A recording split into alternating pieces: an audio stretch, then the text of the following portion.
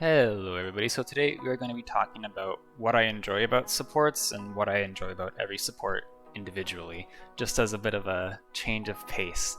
So the reason that I got into playing supports, it was my first FPS. Paladins was my first FPS, my first real competitive multiplayer game, and I did not want to go in.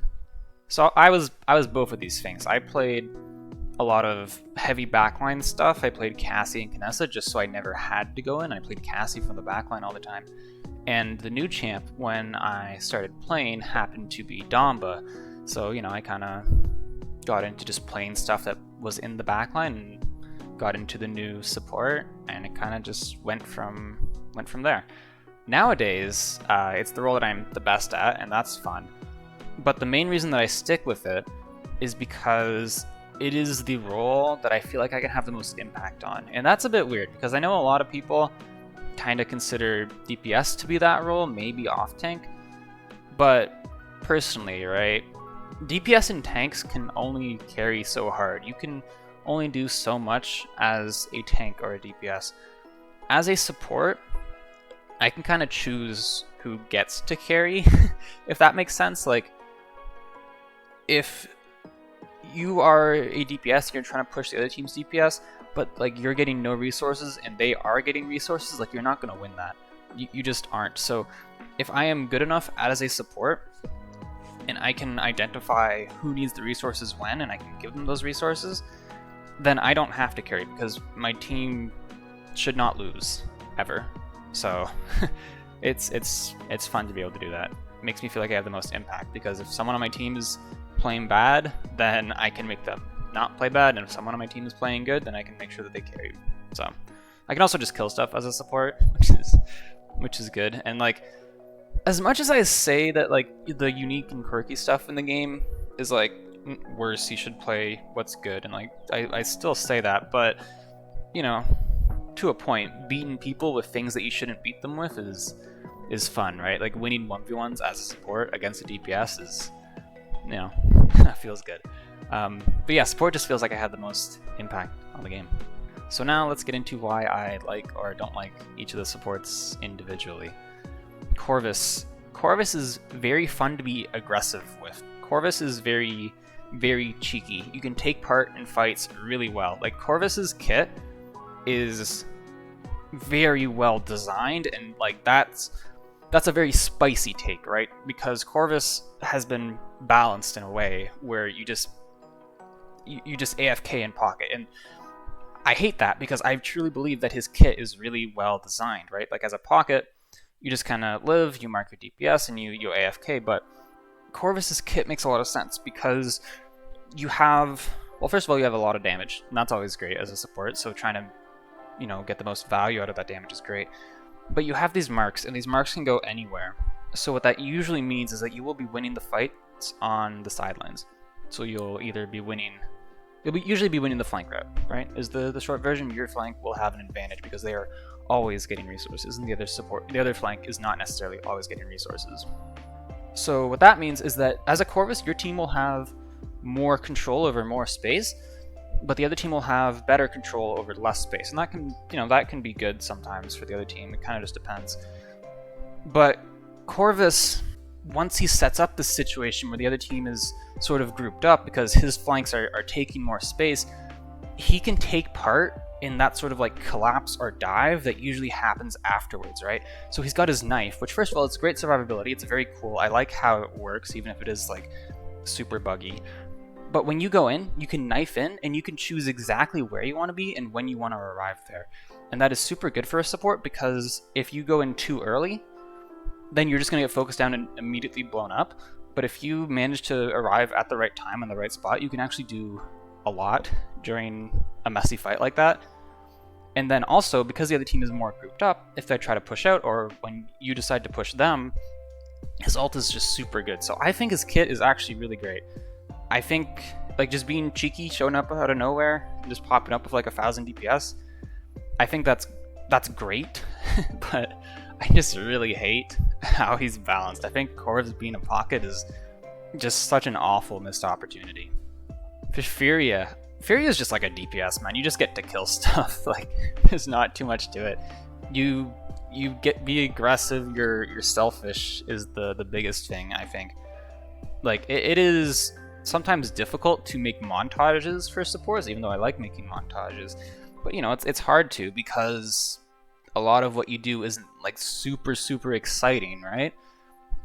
But with Furia, you know, you get to go make plays, and being selfish means like you can just kill stuff. You can go make solo plays, and that's super risky. But if you pull it off well, and you can easily carry in a very flashy way. I think she's super unique, and I don't know, I like her. For Grohk has never like really been a support. Like, Spirit's Domain like really sucks, and you don't really play it often ever, but a Spirit's Domain Grohk is kind of like my support, you know? No one else plays Spirit's Domain Grohk, and no one else plays it well.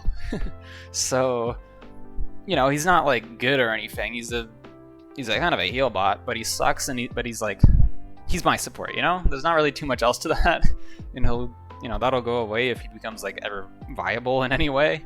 But at that point, you know, we'll see what the character's like then. So, but yeah, for now, Spirit's Domain Grohk is kind of just my thing.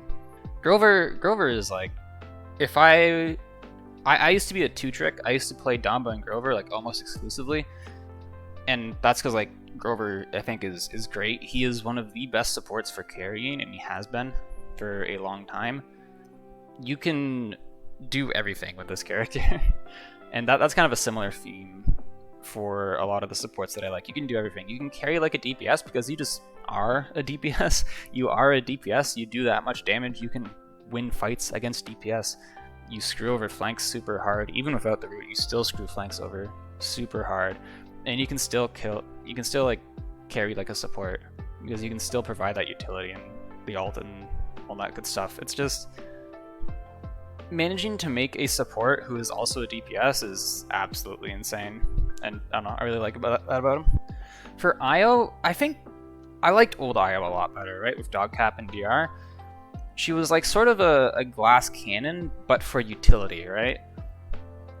Choosing like who you pocketed was an interesting sort of shift on heal priority normally, even if it was like super busted and it was kind of unfun to play against. It was like I don't have enough healing for my entire team. Like, you just didn't. But for the people that you do heal, they're gonna be stupid strong, right? They're gonna be stupid strong. So healing out of caught was a lot more important. Who you healed, like, it just got changed in an interesting way. And then that's not even talking about how impactful you could be with Dogcap and the uniqueness of that. But like, Dogcap is gone. Nowadays you have enough healing because Moonwalk is different. And then the DR talent just is not great. So what I liked about Io is all gone. What I like about Io now is that she's strong, I guess. Like, she does a lot of healing. I like her ult. It's buggy, right? It's really buggy, but it's unique. There's some cool tech about her, but like, honestly, there's nothing unique about Io anymore. So she's kind of just a boring heal bot. Like, if the only thing I enjoy about the character is the ult, well, the ult is like getting popped like how many times per game? So it's not great. I don't necessarily like Io too much nowadays. For Jenos, okay, this is gonna sound really weird, but Corvus and Jenos are some of my favorite designed champs, and this is maybe because they were like more meta when I was playing in PPC, and this is maybe because I got good at them, but I think that their balance has been so poorly executed to the point where their design looks bad, and I think that the design is actually good. So Jenos, in my mind, is just a rat. He is the cheekiest support.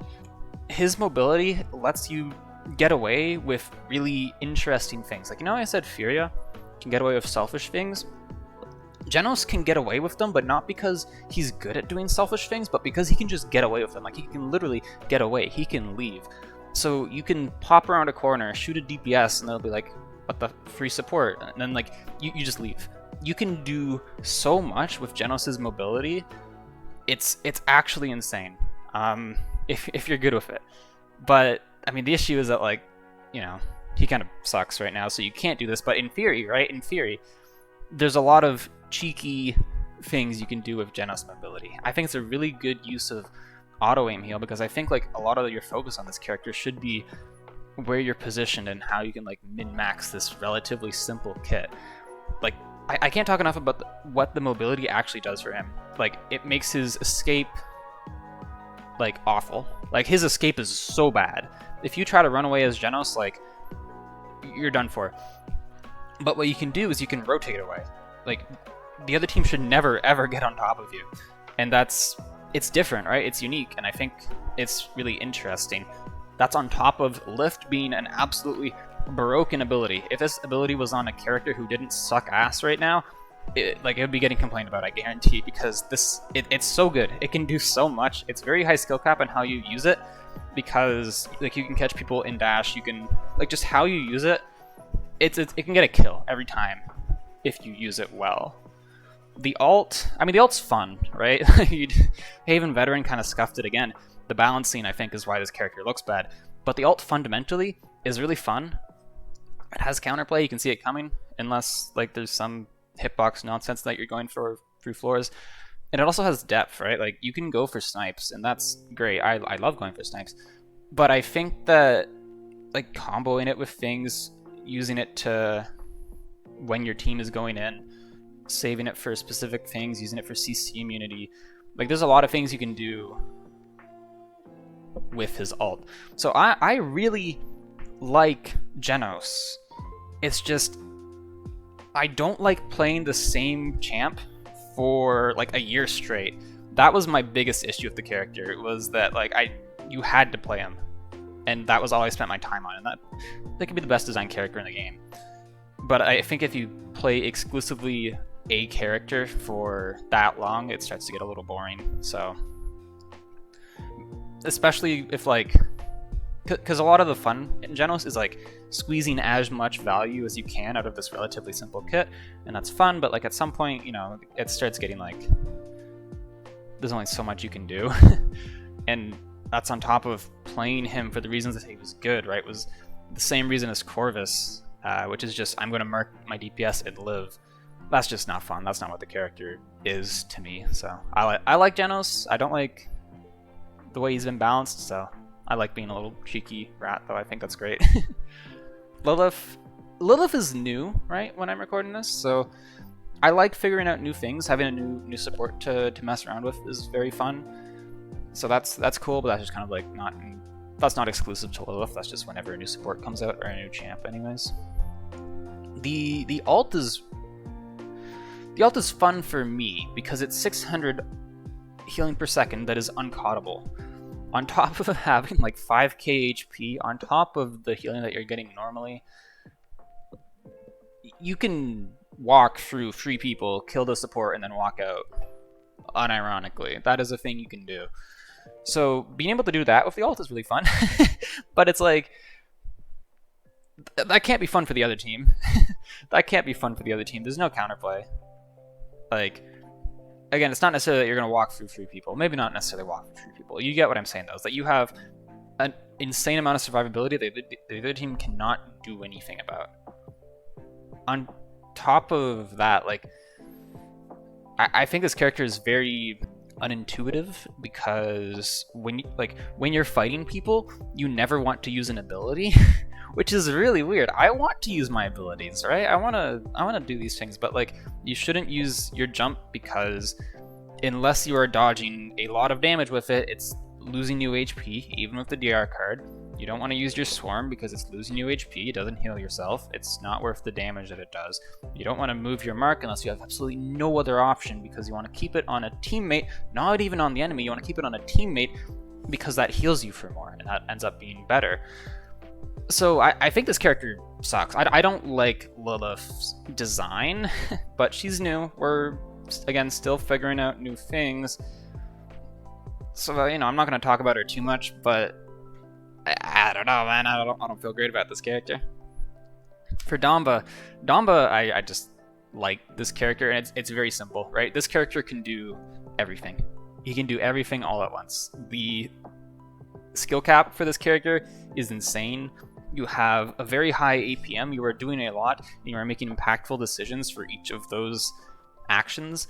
It's crazy how much this character can do, and like, that just kind of makes the game fun, because you're very involved and there's a lot you can improve on. And for someone who likes improving, that makes the character really fun. So I'm not even going to talk about Damba for that long because that's really it. Like the APM, the skill cap, like that's it. And then I think something else that's probably worth pointing out is that, like, how fun 1v1s on this character are, and you know, maybe DPS players have something to say about that, but for me, like, it's a skill shot, it's a winnable matchup, it's losable. It just entirely depends on how good you are, and I think a character like that is just, I really like that. Pip is like a watered down version of Damba, almost. Maybe not watered down, but scaled down at the very least. He's sort of, again, like a high APM heal bot, but you can't do everything with this character, just kind of like how the way that his heal works, like with combat medic specifically. I like the uniqueness of his weapon, right? That's kind of cool, and I like the uniqueness of Megapod too. Like, Megapod is super great. Like, the heal being on a longer CD means that, like, you can spend more time doing other stuff, which I think is great. I think spending like 100% or near 100% of your time focusing on healing kind of sucks for supports, and like his mobility is also really cool. Like, Pip weightless is awesome with wall jumps. With Ray, I don't really like Ray, to be honest. I think she's a somewhat boring support. She's kind of heal body. She's very heal body. She is unfun to play against, and on top of that, she encourages double support. So, I don't like this character. I don't think she's that great. I like that her niche is really unique. I think that alt charge thing is pretty cool, even if it does kind of encourage double support. It's cool, I guess. And I like the decisions that you had to make when restraint was the best option. There were some, like, you know, trading your survivability for offensive potential. I think that's awesome. I think that's really cool, but it's just you don't do that anymore. You just run focus because that is the strongest option right now. So, like, I don't know. I think she's bad. I don't like Ray. I think the game would be better off if she was gone. And I also think she this is kind of the case with sort of a tangent here. This is sort of the case with Ray and Lifelink IO. But when those characters are very good, this is also sort of Lillith. They have such high self-healing for basically free. not free, but they have such high self-healing and such high survivability that you can make a lot of decisions and not get punished for it. So it encourages one-tricking because, or it encourages, well, maybe not encourages one-tricking, it sort of encourages one-tricking because positioning on these sorts of characters it's very hard to go like from a Ray or an IO or a Lillith to a Damba or a Furia or a Pip, right? Maybe even a Ying, because like you're every mistake that you make is so easily forgiven, especially on Ray. Oh my god. So I think that that's not great design to encourage that, because I think that you are restricting people into you're limiting people because like there's so much out there that they could be having fun with if they really wanted. I think that like obviously let people have fun with what they want, but I don't think you should encourage people to only play a handful of the characters that are available. I don't think that's necessarily great. Speaking of which, Seris. Okay. There are two versions of Seris to me, right? There's like the healbot Seris, where you're just, you know, high level of Veil, Fade to Black, Mortal Reach, sit in the backline. That's very boring. That is a very boring style of Seris. I think the fun in Seris comes when you get a good Seris game. And a good Seris game to me is tanks that you can farm ult off of, backlines that can't escape your ult, and close range maps. Or at the very least flat maps, so that your ult doesn't get screwed over by stairs, because stairs are wonky. Like, if you are playing Seris and you can farm damage and you can ult spam, like, that is, you can do so much. You can unironically top damage, or get close to top damage. Like, you can out-heal the other team and get top damage if it is a good Seris game and you are good enough. The amount that you can do on this character, if the draft is, you know, if the stars align, right? If something is off even by a little bit, you do nothing, and the character just turns into healbot again.